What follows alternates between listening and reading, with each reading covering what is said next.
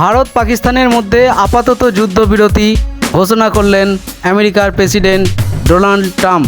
তিনি একটি এক্স হ্যান্ডেলে পোস্ট করেছেন, সেটা আপনাদের দেখাই।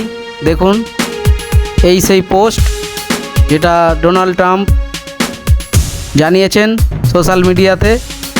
তারপরেই ভারত পাকিস্তানের যুদ্ধবিরতি আপাতত বন্ধ, ভারত পাকিস্তানের যুদ্ধ।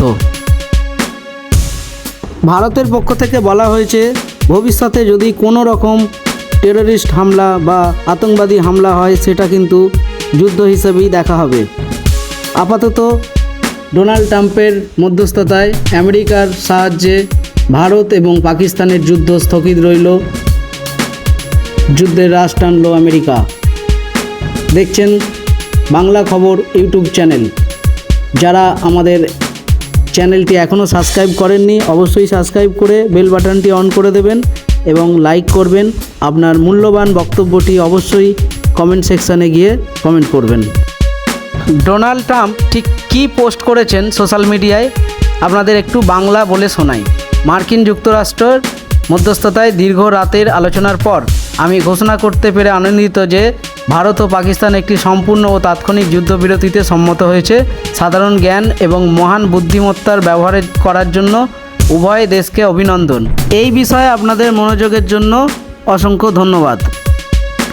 এটাই জানিয়েছেন আমেরিকার প্রেসিডেন্ট ডোনাল্ড ট্রাম্প, যার পরিপ্রেক্ষিতে যুদ্ধবিরতি চলছে। এখন আজ বিকেল 5টা থেকে যুদ্ধবিরতি চলছে ভারত এবং পাকিস্তানের মধ্যে।